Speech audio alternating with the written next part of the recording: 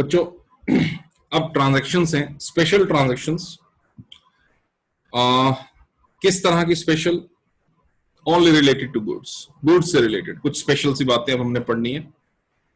जैसे goods costing 500, 500 रुपए की कीमत की चीज,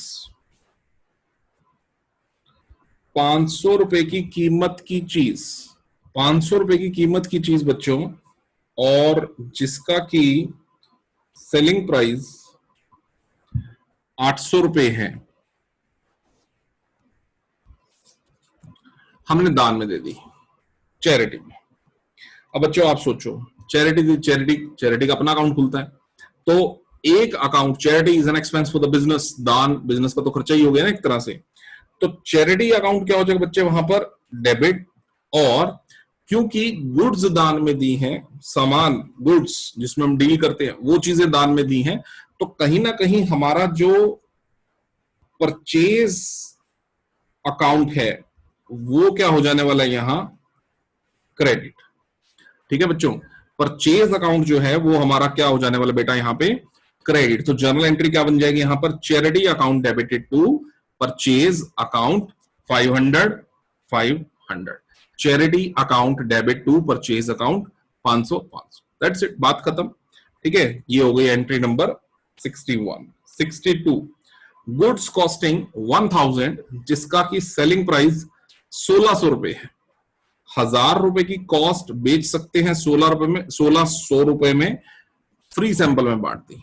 बच्चे जब हम फ्री सैंपल क्या होता है पहले तो ये समझ में है, सर फ्री सैंपल क्या होता है बेटे। कई बार बिजनेस को बढ़ावा देने के लिए, बिजनेस में कुछ सेल्स बढ़ाने के लिए हम लोग फ्री में अपना कुछ सामान दे देते हैं सैंपल्स के तौर पे।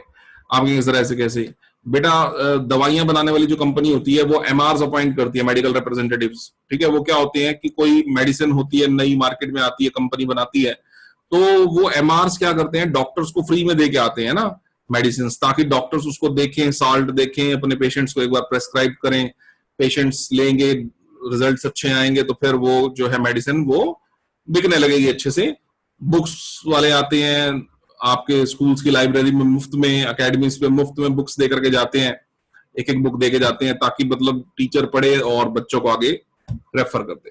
तो बच्चे ये ऐड करने का तरीका है कि उन्होंने कुछ फ्री में बांटा और फिर बल्क सेलिंग उनकी होनी स्टार्ट हो गई। तो बच्चों इसको हम फ्री सैंपल अकाउंट खोलना चाहें खोल सकते हैं, एडवर्टीजमेंट अकाउंट खोलना चाहें कोई दिक्कत नहीं है। तो एडवर्टीजमेंट या फ्री सैंपल अकाउंट कुछ भी कह दो, account debit to purchase credit क्यों कर रहे हैं, क्योंकि इससे भी हमने जो परचेज करा था, जो परचेज अकाउंट था हमारा जिसको हमने डेबिट करा था परचेजेस के वक्त, तो वो उसमें से परचेजेस का अमाउंट थोड़ा सा घट जाता है, तो परचेज रिड्यूस हो रही है, तो purchase account will be credited. So journal entry will be advertisement expenses या फिर free samples account debit to purchase account 1000। This is the example number 62। Okay, 63 goods costing 1000, जिसका की सेलिंग प्राइस 1600 है, use domestically. अब इसको हम अपने घर ले आए भाई। अब सामान को अपने घर ले आओगे तो सर अकाउंट खुलेगा ड्राइंग्स, ठीक है ना, क्योंकि 3 चीजों को बच्चों ड्राइंग्स बोलते हैं। पहला, पैसे ले आए घर में, ड्राइंग्स बिजनेस में से निकाल के, गुड्स ले आए जिनको बेचना था, ड्राइंग्स, और तीसरी बात बच्चों एसेट्स ले आए अपने घर में जो बिजनेस की हैं, ड्राइंग्स। तो यहां पर वो कह रहा है कि गुड्स जिसको बाजार में आप 1600 की बेच सकते हो लेकिन कॉस्ट उसकी 1000 है, उसको आपने घर ले आए।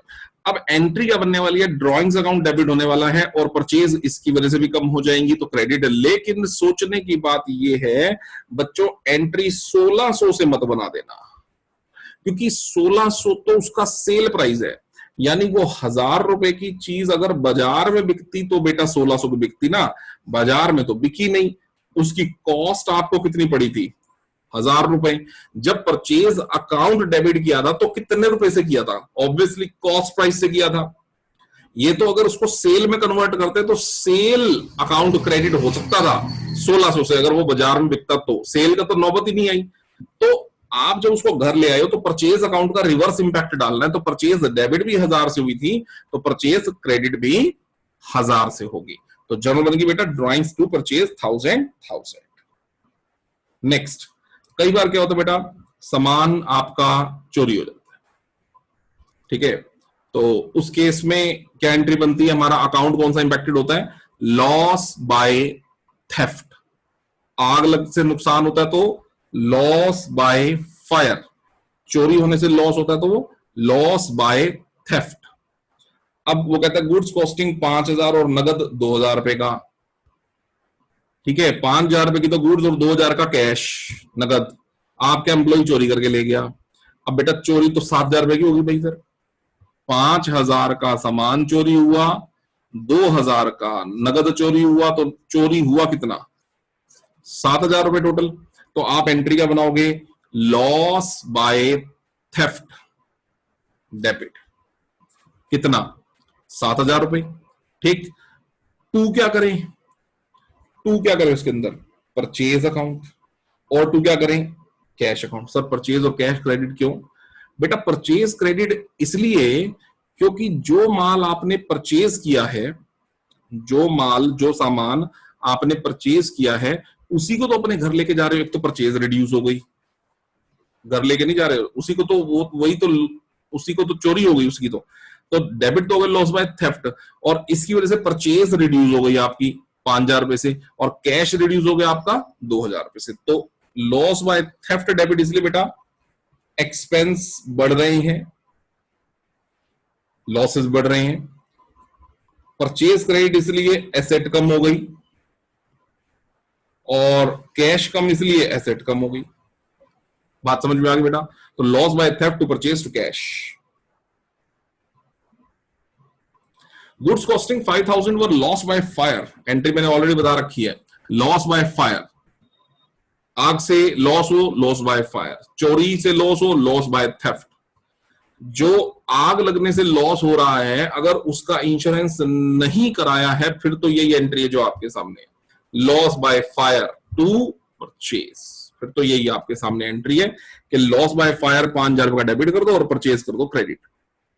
लेकिन बच्चों अगर आपने उसका इंश्योरेंस करवा रखा है, सपोज आपने उसका इंश्योरेंस करवा रखा है, फिर तो आप उसका क्लेम भी डालोगे इंश्योरेंस कंपनी पे, और इंश्योरेंस कंपनी आपको उसके पैसे भी देगी, ठीक है ना, जो भी आपका क्लेम बनता है। तो बच्चे एंट्री क्या बनने वाली है, ध्यान से सुनिए। 5000 की गुड्स को आग लगी, तो सबसे पहले तो इसी की एंट्री बना दो, 5000 की गुड्स को आग लगी तो loss by theft account debit to purchase, आग लगी है, लॉस बाय फायर, सॉरी 5000 की गुड्स को आग लगी तो loss by fire account debit to purchase, पहली एंट्री तो सही है। अब आप ये 5000 रुपए का जो क्लेम है ये किसके ऊपर डाल दोगे, इंश्योरेंस कंपनी पे, तो दूसरी एंट्री क्या बनेगी बेटा, insurance company debit to loss by fire. हाँ जी, पहली एंट्री क्या थी, loss by fire to purchase.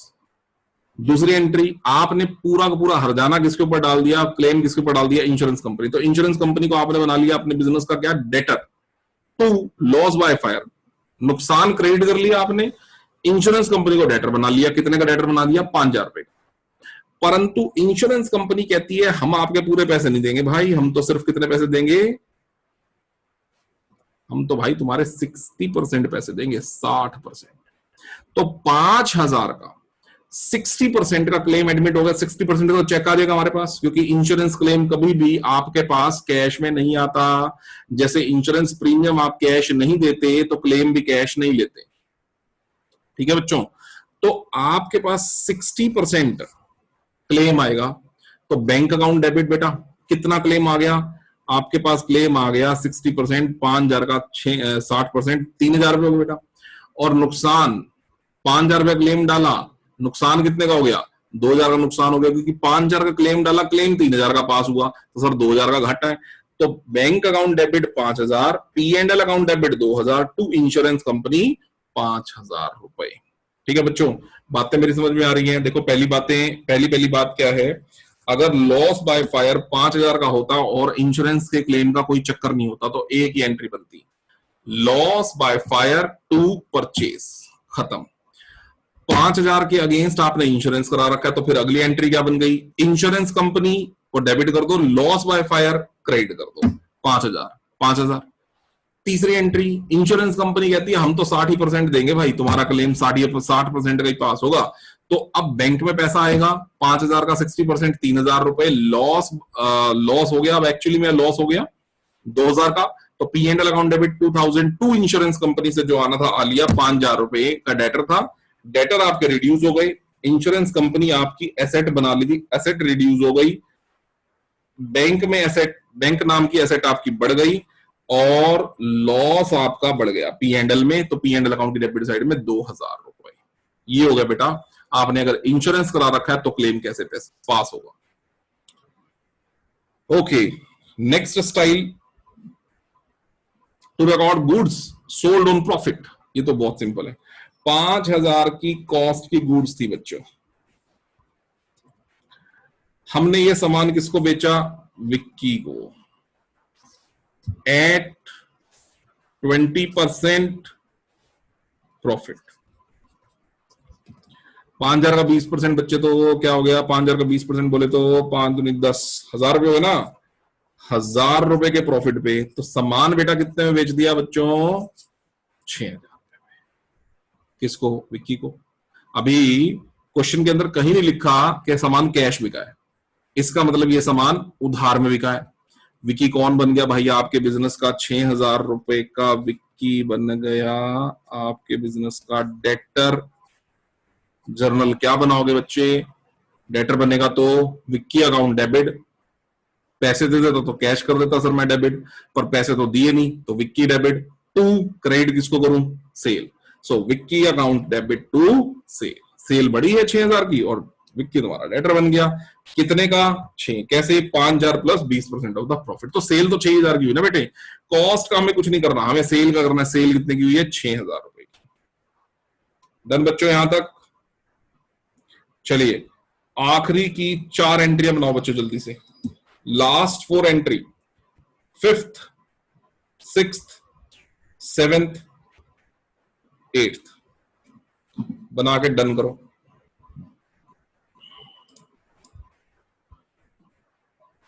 चलिए शुरू करते हैं बच्चों।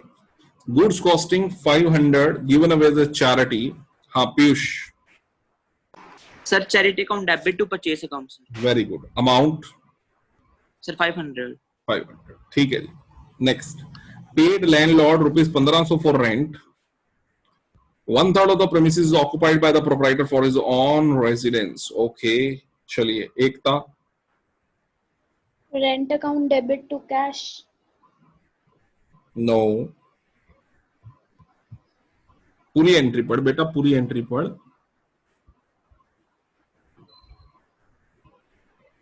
जो तुमने बताई है वो एंट्री तो तब तक होती बेटा जब तक फुल स्टॉप था, यानी पेड लैंडलॉर्ड ₹1,500 फॉर रेंट, ये तो ये एंट्री होती, पर आगे भी पढ़ो और फिर बताओ।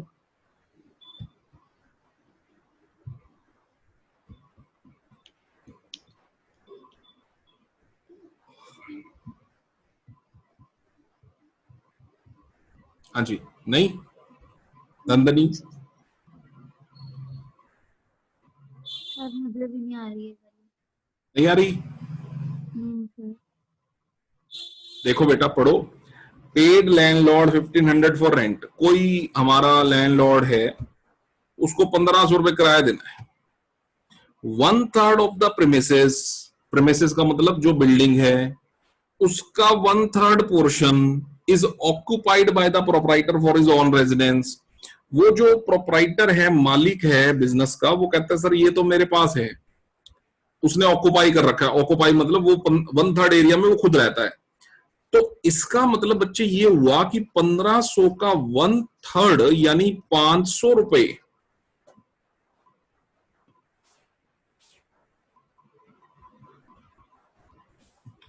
का 1/3 यानी कि 500 रुपए तो बेटा घर का खर्चा हो गया ना भाई फिर। और 1,500 का बचा हुआ 2/3 यानी 1,000 रुपए, ये एक्चुअली में रेंट हुआ। क्योंकि रेंट शब्द का इस्तेमाल तो तब करेंगे ना जब ऑफिशियल रेंट हो। अब ऑफिशियल रेंट है तो सही, लेकिन पूरा नहीं है, वो 2/3 है। तो बच्चे एंट्री क्या बनेगी? Rent account debit 1000,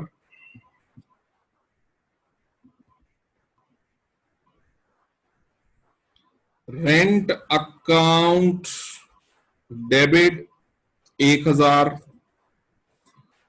drawings account debit 500, to क्या दिया? चेक दिया? क्या दिया? पता नहीं क्या दिया। कैश, अब जब पता ही नहीं तो कुछ भी लिख सकते हैं वैसे तो टू कैश अकाउंट 1500 रुपए हमने उसको कैश दिया। तो एंट्री बन गई बेटा rent account debit drawings account debit to cash account. Done. Okay next, sold household furniture for 5000 and paid the money into the business. अरे वाह बढ़िया। हाँ जी Shagun, sold household furniture for ₹5000 and paid the money into the business cash. Cash account debit to capital account 5000. Cash account debit to capital account. अभी देखो आपकी sir capital कमाल होगी, कहीं दिख ही नहीं रहा कैपिटल का, तो दूर दूर तक कुछ नहीं दिख रहा। बेटे हम अपना घरेलू सामान बेच रहे हैं, अब घरेलू सामान बेच करके घर में ही पैसा आना चाहिए था, पर घर में लाने की बजाय पैसा हम ऑफिस में ले गए, बिजनेस में लगा दिया। तो इसका मतलब वो कैश घर का ही है। अब बात फर्नीचर से कहां पे पहुंच चुकी है? कैश पे पहुंच चुकी है। तो कैश हमारे पास आना था घर में, घर का 5000 रुपए लगा दिया ऑफिस में, तो इसका मतलब जर्नल एंट्री बन जाएगी कैश आ गया ऑफिस में टू कैपिटल, एक तरह से एडिशनल कैपिटल लगी है 5000 रुपए। ठीक, चलिए last, would goods for making office furniture 2000। हाँ बेटा कौन बताएगा ये वाली entry? Would use for making office furniture, कौन बताएगा बेटा? कोई नहीं। Furniture account debit to purchase account. हाँ furniture account debit to purchase account. Yes, बताओ क्यों? क्योंकि बेटा ऑफिस का फर्नीचर बन गया तो ऑफिस की एसेट क्रिएट हो गई, एसेट क्रिएट हो गई तो फर्नीचर अकाउंट डेबिट हो जाएगा। और वुड जो है वो बिजनेस के लिए परचेजेस थी। आप होगे क्या, कैसे पता चला सर आपको? बेटे मानना पड़ेगा ना कि वुड, हमने लकड़ी क्यों खरीदी होगी? हम लकड़ी के व्यापारी होंगे, फर्नीचर बनाते होंगे, तभी तो लकड़ खरीदी हमने। अब वो जो परचेजेस हमने करी हैं, वो जो लकड़ का व्यापारी हूं तो वो बना लिया हमने। दूसरी बात से वैसे भी क्लियर हो रहा है फर्नीचर, ठीक है ना? तो ऑफिस फर्नीचर, वैसे वो फर्नीचर जो बनना था वो बेचने के लिए बनना था, लेकिन हम ऑफिस के फर्नीचर बना लिया हमने उस लकड़ से, तो फर्नीचर ऑफिस का बन गया। ठीक है, और जो परचेजेस थी वो थोड़ी सी रिड्यूस हो गई, क्योंकि वो परचेजेस ही थी वुड जिसमें हम डील करते थे। तो finally the journal is office furniture या furniture account debit to purchase account 2000 rupees. ठीक है बच्चों, सबको समझ में आ गई एंट्री नंबर 8? चलिए अब बात आती है बच्चों हमारी, ये जो दो बोल्ड मैंने जर्नल्स बना रखी हैं, जरा इन पे बात सीखते हैं, इन दो एंट्रीज को जरा सीखते हैं। देखो बच्चों क्या है ये एंट्री, थोड़ी स्पेशल सी हैं, मैं बताता हूं क्या है। Generalized the following transactions in the books of Rajan.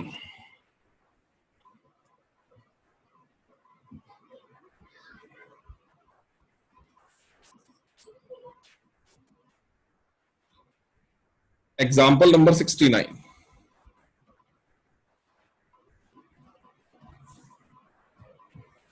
sold goods costing 40,000 to Ashok,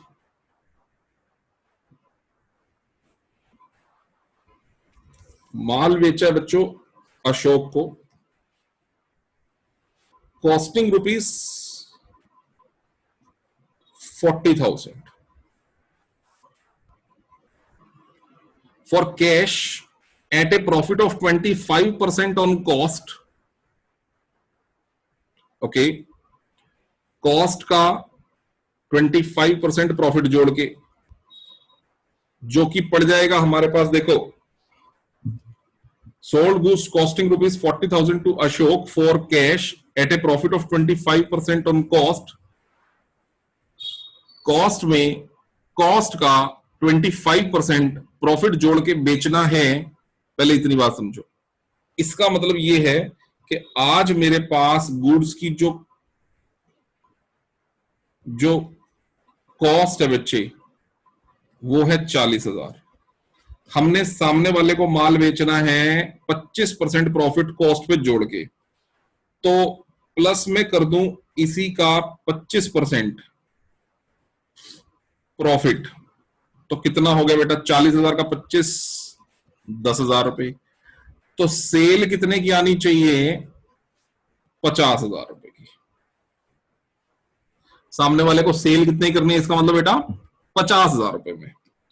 लेकिन हमने कहा भाई 20% का तेरे को टीडी दे देते हैं, चलो तो फिर 20% का टीडी काटोगे तो माइनस का 20% ट्रेड डिस्काउंट, तो वापस 10,000 कम हो गए। तो सामने वाले को सेल कितने ही कर रहे हैं फिर अब हम चीज, सामने वाले को चीज सेल कर रहे हैं भाई 40,000 की। फिर अभी भी बात खत्म नहीं हुई। एंड पेड कार्टेज भाड़ा 200 not to be charge from the customer. ये 200 रुपए का हमने अपनी जेब से भाड़ा दिया, भाई हमारा ही खर्चा है और ये हमने कस्टमर से लेना भी नहीं है। बच्चों बात समझो आप, ये हमने कस्टमर से लेना भी नहीं है। तो कुल मिलाकर के अब जो हमारी जो सेल हुई है वो कितने की सेल हुई है बच्चे, कुल मिला के तो सेल फिर रहेगी 40,000 रुपए की। ये किसको माल बेचा हमने, ये बेचा है अशोक को। आप सोचो अशोक को, और ये भी अशोक तो क्या करेगा कैश में सेल करा, ये लो। तो पार्टी नेम से अब कोई लेना देना नहीं है हमारा, हमने माल तो नगद ही बेच दिया है, नगद बेच दिया तो कैश आ गया। अब पहली एंट्री क्या बनेगी बच्चों, चीज की कॉस्ट थी 40 माइनस प्लस किया प्रॉफिट, सामान बेचना है, सेल प्राइस हो गया 50 में से टीडी काटा 10, तो अब कैश कितना रियलाइज हुआ सेल की फॉर्म में हमारे को बच्चों, कैश कितना रियलाइज हुआ 40,000 रुपए। पहली एंट्री हमारी बुक्स में क्या बनेगी, cash to sale 40,000 40,000। Entry number 2, entry number 2 हमने खर्चा बियर किया बच्चों कार्टेज का। अब जो कार्टेज है भाड़ा है, सामान को खरीदने का नहीं बेटा, हमने सामान बेचा है उस पे कार्टेज लग रहा है, यानी it is a cartage outward. Outward तो कार्टेज आउटवर्ड एक खर्चा हो गया हमारा, और ये पैसा हमने लेना भी नहीं है।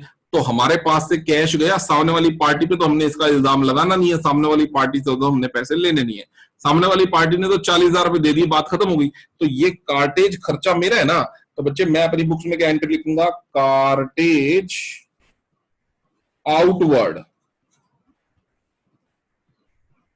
200 टू कैश 200, बस हो गया। Cartage outward 200 to cash 200, done. बच्चों यहां सोचने वाली बात यह है कि कई बार हम ये सोच सकते हैं कि सर जी ये कार्टेज आउटवर्ड शब्द क्यों लगा सर, ये क्या चक्कर था।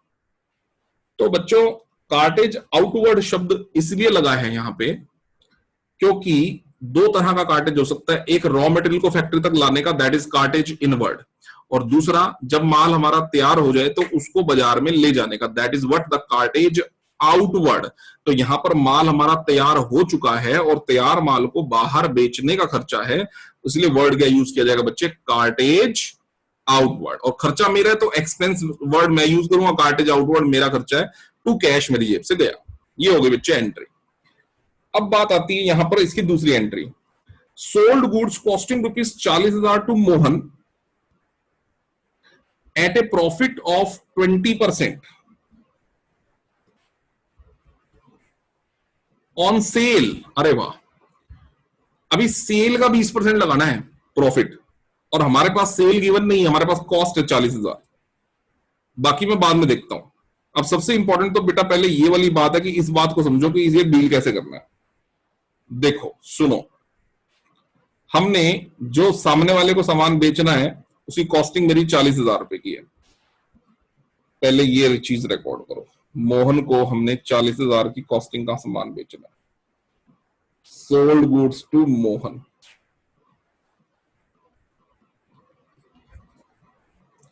जिसकी जो कॉस्ट है ना बच्चों, वो है 40,000।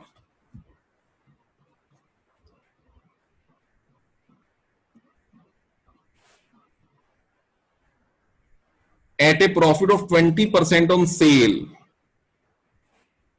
Profit of 20% on sale. बेटा क्या मेरे पास सेल है? ना ना सर, सेल तो नहीं है सर आपके पास। लेकिन मैं इस क्वेश्चन के अंदर मानूंगा सेल 100 रुपए की। माना सेल 100 रुपए की। अच्छा ये क्यों? क्योंकि प्रॉफिट का एसोसिएशन किसके साथ है? सेल के साथ है। परसेंटेज किसके ऊपर अटैच्ड है? सेल के ऊपर। जिसके ऊपर परसेंटेज है उस चीज को तो 100 मानना पड़ेगा। तो मेरे पास सेल के ऊपर प्रॉफिट है, माना सेल 100 रुपए की, तो प्रॉफिट कितना हो जाएगा बेटा? 20% है ना। तो प्रॉफिट हो गया इसका मतलब 20 रुपए। बच्चों जल्दी से चैट बॉक्स में कॉस्ट लिख के बताओ। जल्दी से चैट बॉक्स में कॉस्ट लिख के बताओ। What is cost here? Sir repeat करना एक बार। You have the sale 100, you have the profit 20. What is the cost? Yes, Shagun, 80 rupees. 80 rupees cost है। बेटा ये बड़ी इंपॉर्टेंट बात है। कई बार बच्चा क्या करता है, दोनों चीजों को जोड़ करता है, ये कॉस्ट है। बेटे सेल 100 रुपए की है, प्रॉफिट 20 रुपए, कॉस्ट आएगी 80 रुपए की। ठीक है जी। अब आगे का क्या करना है सर? बच्चों अब आपको एक यूनिटरी मेथड कन्वर्जन करना है यहां पर। कैसे? कि अगर कॉस्ट 80 है तो उस केस में प्रॉफिट 20 रुपए का है। ये देखो, आप खुद देखो, सिस्टम बन गया ना एक। अगर कॉस्ट 80 रुपीज के बच्चों, तो प्रॉफिट कितना है? यहां पर लिख दो कॉस्ट, यहां पर लिख दो प्रॉफिट। अगर कॉस्ट 1 रुपए की है तो प्रॉफिट कितना है? 20/80। और अगर कॉस्ट बच्चों जो गिवन है आपको 40,000 रुपए की, तो प्रॉफिट कितना है? 10,000 रुपए। और अगर प्रॉफिट 10,000 रुपए का है, कॉस्ट 40,000 रुपए की है, तो बच्चे इसका मतलब तो फिर ये हो गया ना कि सेल वैल्यू 50,000 रुपए की है। ये प्रॉफिट है, ये प्रॉफिट है। तो सेल कितने की है फिर?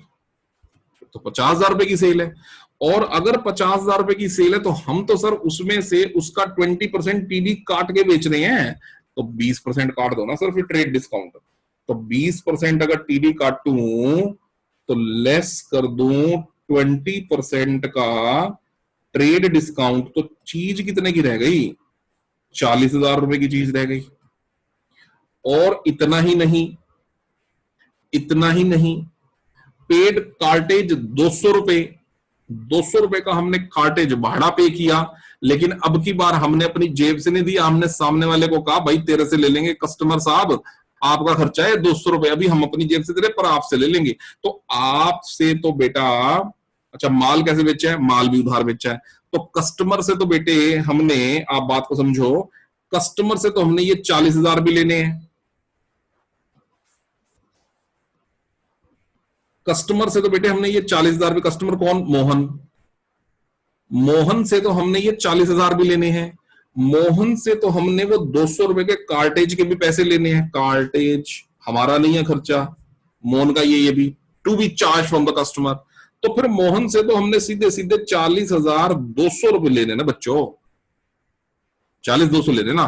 तो आप जर्नल एंट्री क्या बना दोगे अब की बार? अब की बार आप कहोगे मोहन अकाउंट डेबिट 40,200 टू, आपकी जेब से कैश कितना गया? 202। आपकी सेल कितने की हुई? 40,000। कार्टेज का खर्चा क्योंकि आपका नहीं है, इसलिए आप अपनी बुक्स के अंदर कार्टेज आउटवर्ड शब्द का इस्तेमाल नहीं करेंगे। पर इससे पिछले क्वेश्चन में कार्टेज आपका खर्चा था, आपका मतलब जिसकी बुक्स हम लिख रहे हैं उसका खर्चा था, इसीलिए उसने अपनी बुक्स के अंदर कौन सा वर्ड यूज किया था, कार्टेज आउटवर्ड। तो एक्सपेंस क्योंकि उसका था तो उसने अपनी बुक्स में एक्सपेंस की तरह रिकॉर्ड किया। यहां खर्चा कस्टमर का है, लेकिन एक चीज कॉमन है, दोनों ही सिचुएशन में कैश पहले भी हमारी जेब से जा रहा था, कैश अब भी हमारी जेब से जा रहा है, तो हमने कौन सा कैश अकाउंट को क्रेडिट नहीं किया बेटा। पिछले क्वेश्चन में भी टू कैश किया था, इस क्वेश्चन में भी टू कैश किया है। पिछले क्वेश्चन में बस इतना था, cartridge,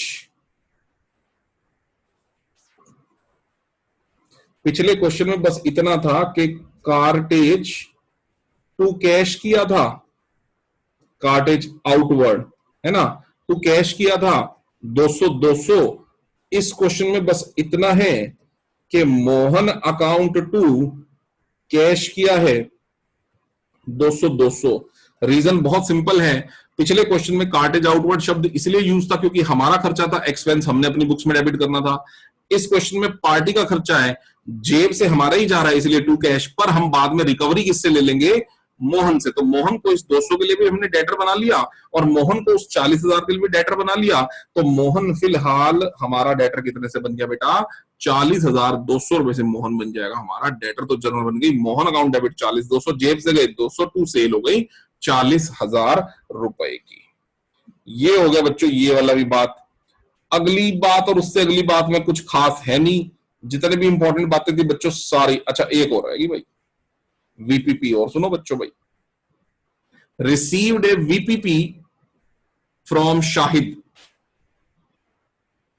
VPP value payable by post. आजकल तो पोस्ट ऑफिस में सामान वगैरह कम आता है, बट पहले तो आता था पोस्ट ऑफिस में सामान, तो वीपीपी बोलते थे बेटा उसको, वैल्यू पेबल बाय पोस्ट। हम पैसे भेजते थे, सामान आ जाता था पोस्ट ऑफिस के अंदर, ठीक है। आजकल तो कुरियर सर्विसेज बड़ी पॉपुलर हो गई हैं, तो कुरियर से सामान आता है ना, ऑनलाइन जो भी मंगवाते हैं। पर पहले ऐसे आता था वीपीपी के थ्रू, सरकारी तरीके से सामान आता था। तो कहता है received VPP from Shahid for ₹10,000। हमने सामान मंगवाया होगा वो 10,000 रुपए का वीपीपी के थ्रू। हमने एक पीएन भेजा अपना, send a peon to collect it, who paid ₹150 as cartage. अब पीएन को पैसे दिए, पीएन भी 150 रुपए कार्टेज के भर के आ गया। तो बच्चे कार्टेज के भाड़े के भर के आ गया। तो सामान हमारी परचेजेस कितने की थी, 10,000 की, और कार्टेज के अलग से कितने लगे, 150 रुपए। तो हमारी जेब से कितने पैसे गए, 10,150 रुपए। अब समझने की बात यह है बच्चों, in the journal entry we will not use the word VPP, we will just simply use the word purchase. Purchase account हो जाएगा यहां पर डेबिट। कितने का सामान खरीद के आए हो, वीपीपी के थ्रू 10,000 रुपए का। कार्टेज अकाउंट भी डेबिट, कितने का कार्टेज लग गया, भाड़ा लग गया 150।